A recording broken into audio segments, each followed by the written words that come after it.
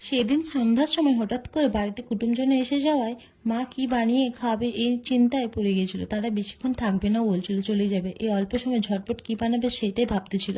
তাই আমি মাকে বললাম, চিন্তা করার কোনো দরকার নেই, এক প্যাকেট ব্রেড ছিল, এটাতে একটা দারুণ মজাদার রেসিপি বানিয়ে দিচ্ছি, খেতে কিন্তু দারুণ, যেটা সন্ধ্যার টিফিনে বেশ ভালো যায় চায়ের সাথে।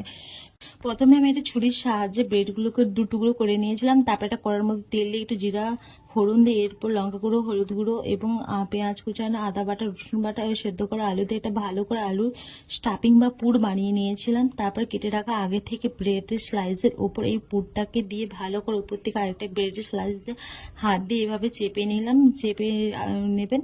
তারপর আগে থেকে একটা বেসনের ঘোল রেডি করে রাখবেন। এই ঘোলের মধ্যে এই ব্রেডগুলোকে ভালো করে দিয়ে ডুবিয়ে নিয়ে এপিট ওপিট করে ভালো করে ডুবিয়ে নিয়ে গরম গরম তেলের উপর একটার পর একটা ছেড়ে দেবেন। তো আমি এখানে পারছিলাম না বলে আমার মা এখানে সাহায্য করছিল। এখানে মা সবকটা ভালো করে ভেজে নিচ্ছিল।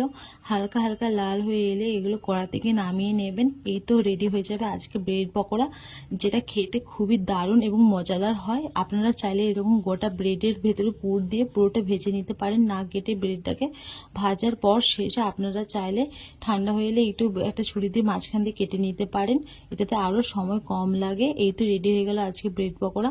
আমি এটাকে সার্ভ করেছিলাম কেচাপ আর স্যালাডের সাথে। আপনারা চাইলে আপনাদের মন পছন্দ সসের সাথে সার্ভ করতে পারেন। আর সন্ধ্যের চায়ের সঙ্গে এটাও খুব একটা মন্দ যায় না, এটা খুব একটা দারুণ যায় চায়ের সঙ্গে। অবশ্যই যদি কখনো মনে হয় এরকম চায়ের সাথে সার্ভ করতে পারেন। তো কুটুমজনরা তো খেয়ে তারা খুব ভালো বলেছিল। আর হাঁ করে আপনারা দেখছেন কি, আপনারাও যদি ভালো লাগে ভিডিওটা প্লিজ লাইক আর শেয়ার কমেন্ট করে দেবেন। আর বাড়িতে অবশ্যই এটা বানিয়ে বা ট্রাই করে খাবেন আর আমাকে কমেন্টে জানাবেন কেমন লাগলো।